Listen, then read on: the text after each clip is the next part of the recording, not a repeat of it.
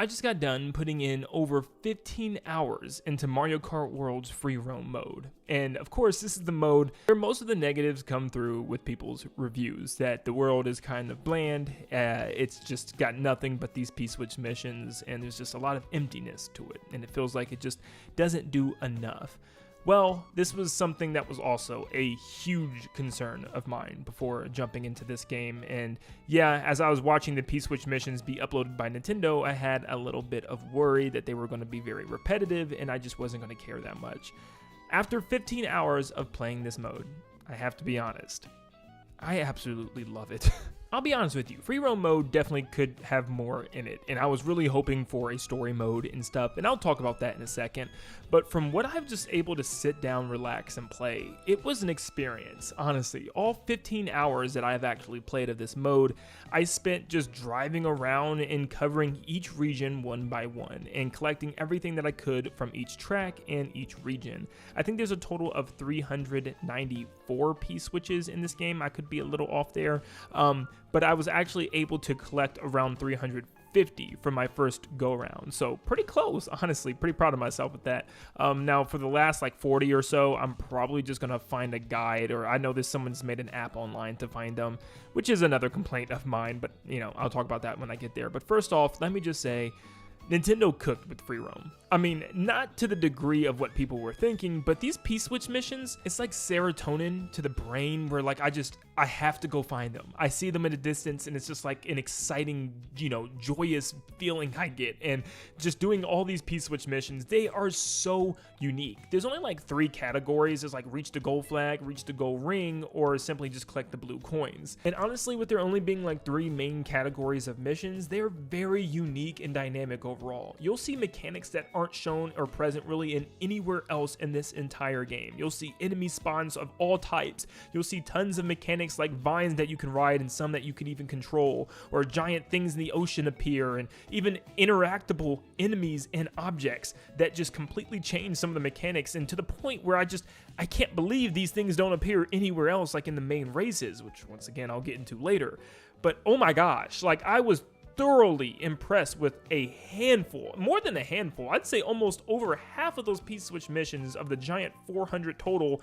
I'd say over half were extremely well made. And it's funny because some of them are so simple, and it's just such like an easy thing for them to do, but it's just executed in such a great way. Like this one with Pauline I'm using right here in Crown City, where it spawns tons of Bowser themed enemies all over this straightaway, and it turns a very straight, boring path into something super unique and interesting. There's also some truly difficult ring missions where you have to hurry up and race through a city or something. Like this one, I'm racing through a parking garage to get through all the rings, which is also one of those things like, man, you would never see this parking garage if it wasn't for free roam, because there's no track or anything that takes you through there, which I really wish there was. I think that would be really, really cool to just have kind of like a, you know, spin-off Crown City track where you're racing through the garage from the top to the bottom, or from the bottom to the top even. But there's so many P-switch missions, I can't really talk about them individually. I'm just gonna have to show you some of my favorite ones as you're watching this video. Just look at the screen, obviously, I'll show you like the ones that stood out to me the most. I wasn't a big fan of the blue coin missions. I feel like a lot of these were just extremely basic missions and just ways for them to say, hey, just slap a P-switch here. Lots of them were super easy. They'd give you like an extra 20 seconds, I felt like. Even when I messed up multiple times, I'd have like so much more time than I needed, and they'll just slap some blue coins on a telephone line, or, you know, slap them in a little area where you had to drive slowly and collect them around some objects or some enemies, which, you know, posed hardly any challenge.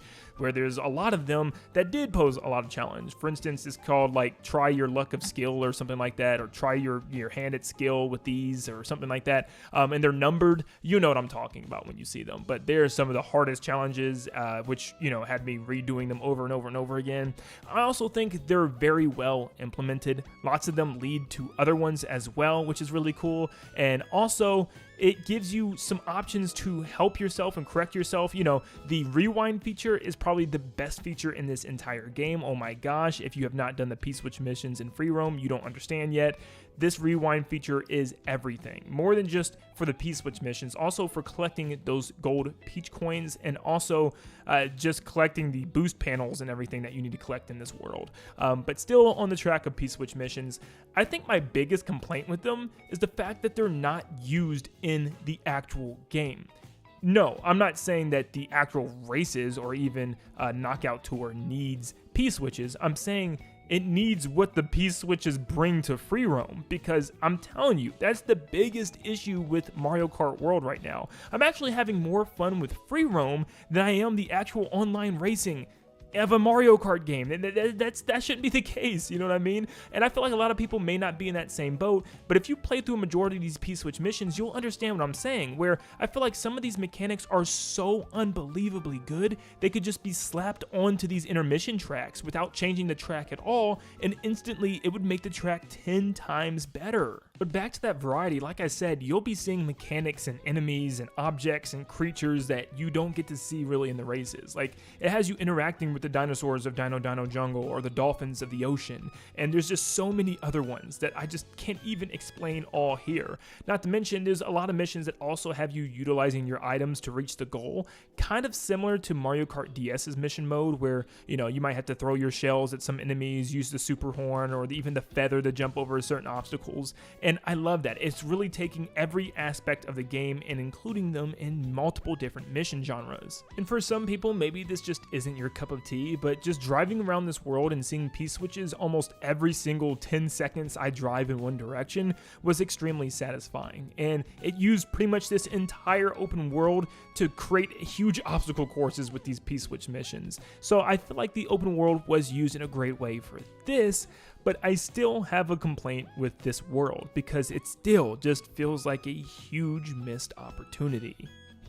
The way that I look at it and keep thinking about it in my head as is pretty much a football field.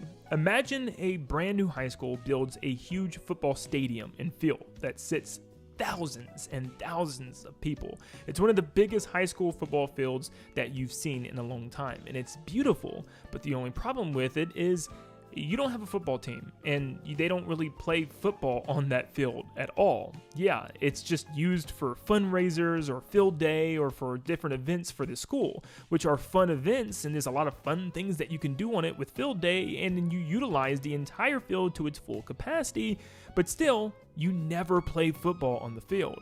That's kind of how I feel with this open world. There's tons of amazing fun missions and things to do on this world, and I love it to death, but at the end of the day, it's not used for what I feel like could be a main purpose, like a story mode or just having more charm to it. That's something else that I just found completely lacking in, because if it wasn't for the P-Switch missions, this would be a very, and I mean very, boring world. Yes, there's little cool things to keep eyes on, like cars driving around, NPCs like Shy Guys and Toads getting on and off buses and getting in and out of their cars and stuff. It's a very alive world, and I actually followed around a lot of these vehicles, and they actually do move freely independent. There's no cycled paths. The boats move where they want to move, and they actually watch out for each other and like move away from each other if they're about to hit each other.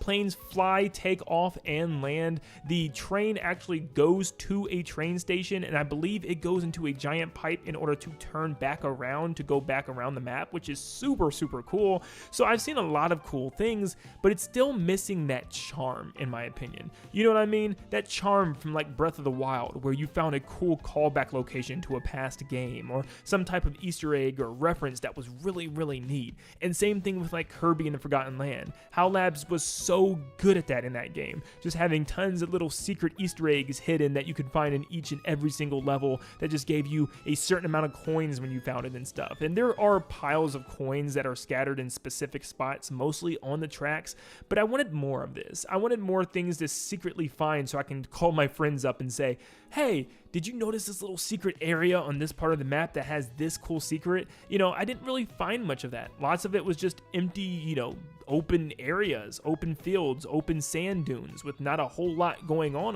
them. And that's the thing that really just kind of made me say, man, I wish they did that. It wasn't a huge missed opportunity, but it is something that I would have loved to see in this game. But still, I love the P-Switch missions, and I think they do fulfill their roles, even though I still also would have really loved to see boss battle missions. I mean, there's something we got all the way back in Mario Kart DS, and it would have made a lot of sense here. In fact, there was a lot of areas of the map that felt like a boss battle should have just absolutely taken place. They could have just gave you like a 2-minute time frame and then just gave you some items in order to throw at the boss, like bob-ombs or something. But nope, they didn't do that at all. I mean, there's so many areas in the game that are just like giant circles that looked specifically made for boss battle encounters, like the big donut that could have a giant Robo Bowser in the lava like almost every Bowser's Castle does in the past, or an ocean area where there's a giant whirlpool that I thought for sure would have a giant Gooper Blooper or something pop out that we had to battle for a mission, or even in the desert where there's a giant sand pit in the middle with nothing in the middle of it. It was just very strange. It just felt like there was definitely something supposed to go there and they cut it or something. It just doesn't make sense to me. I also liked how a lot of the missions just were like guides to show you where the shortcuts and the quickest paths and the secret paths were within the actual racetracks, which is pretty cool because if you're not, actively online, you probably wouldn't know this. There's also a lot of missions that would have you doing little races on some classic themed tracks, like there's a little Vanilla Lake theme one and a Choco Island theme one, and there's like a bunch of that all around, like a broken pier and stuff, and I absolutely love those. It even plays the classic song, and you'll just do a quick little 3 laps with other racers, and it just kind of makes a track where a place doesn't have a track, you know what I mean? It's just cool. But I never really got bored from start to finish, and like I said, I didn't collect every P-Switch mission. All I simply did was like picked one region, started from there, and just kind of combed that entire region as much as I could, looking for P-Switch missions, and then I would move on to the next region, which was just kind of my way of tackling it. This is not the best way. It still kind of blows my mind that Nintendo didn't have a proper tracker, because I just couldn't imagine being done with all this and saying like, oh, there's 10 left or 5 or even 3 left that I missed, and looking at this giant map trying to figure out where in the world could it be. All they would have to do is kind of just base it off of each region and just say, hey, you're missing 2 P-Switches from the jungle region or 5 from the desert. I don't know why they couldn't do that. It's just that simple. And it's just something that I feel like Nintendo's having a problem with recently. It's almost like they actively don't want us to look for these things. The same way with Breath of the Wild and Tears of the Kingdom, there's no proper tracker for the Korok seeds. Well, that's different. There's like what, 900 in Tears of the Kingdom, so I guess it makes sense because they're not needed, you know what I mean, and they're not all very unique or dynamic, Korok missions or anything like that. But I feel like with the P-Switch missions, this is the core meat and potatoes of this mode. There's no story mode, there's no dungeons or anything else to do, so I feel like, they should have had a tracker, and lots of these P-Switch missions do actively add lots of fun, unique gameplay. So it's like, I don't know, did Nintendo just want us to, spend more hours driving around aimlessly looking for P-Switch missions? Is that what they wanted? I don't know, but it just doesn't make sense that there's not a proper tracker, and honestly, I don't see myself looking for these anytime soon. It would be way off in the future when I want to revisit this game, and yes, I'll probably use a guide if by then Nintendo for some reason still does not have a proper tracker included in like an update or something, which I'm definitely thinking that they would. And same thing for the Gold Peach coins. They're just kind of in completely random spots where you're just randomly driving and you'll see one in the distance. But a lot of people's complaints here is that you're doing all this for nothing. I don't know if I necessarily like that complaint, considering the fact that what's the point of completing a video game in general? Like, are you getting a real life reward? When you complete a story in a story mode, do you get something? You know what I mean? Like, this is just fun. It's meant to be done to have fun. I don't know if you necessarily need a reward, but I do wish that, the things that you unlock in this game were unlocked better.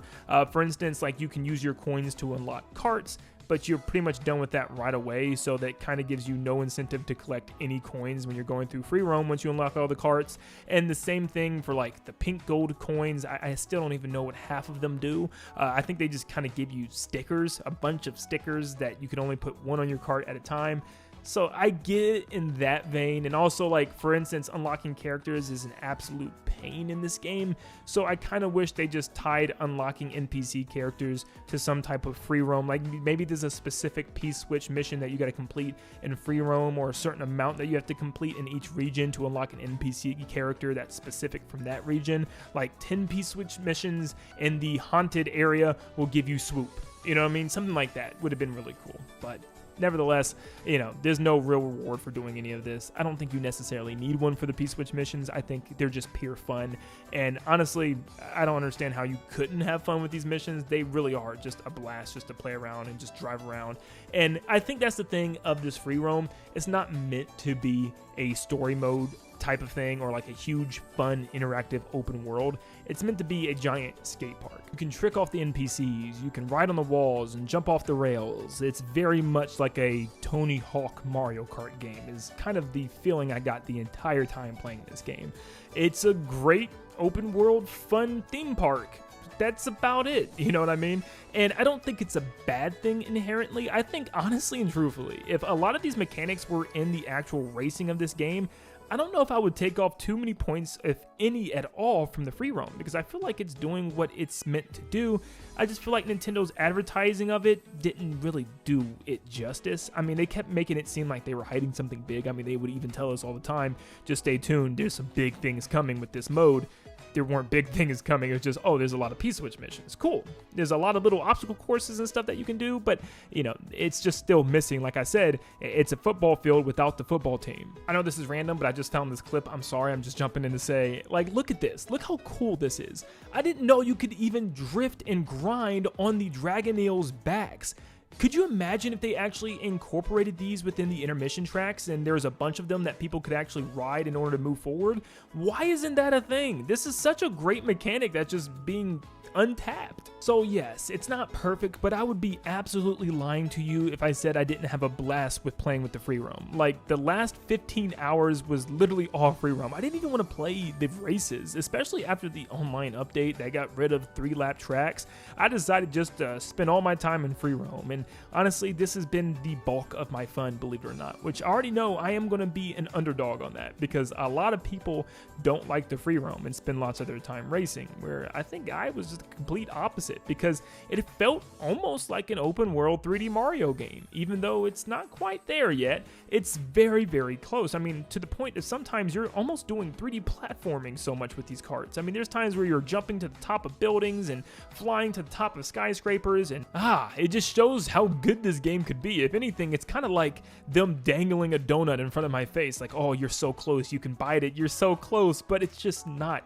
quite in reach. They have all these great mechanics and enemies and objects all within this free roam, but it's just not put to its full potential. So if I have any main complaint, my biggest complaint is that these mechanics just aren't incorporated into the rest of the game. And if they were, this would be an amazing game. So what did I think about the free roam? I absolutely loved it. And I think that you should definitely give it a try if you haven't yet, or you're still kind of, you know, down on it, not really that interested. Trust me, these P-Switch missions are truly some spectacular things. I just wish there was, you know, some boss battle missions. That'd have been great. But for the rest of the video, I'm just going to show you the P-Switch missions that I enjoyed the most for the rest of this video, the rest of the regions that I have here, because, you know, I feel like you should just definitely take a couple looks at some of them, especially if you really haven't had the interest to dive into this mode yet. So I hope you guys have a great rest of your day. Enjoy the rest of the video, and yeah,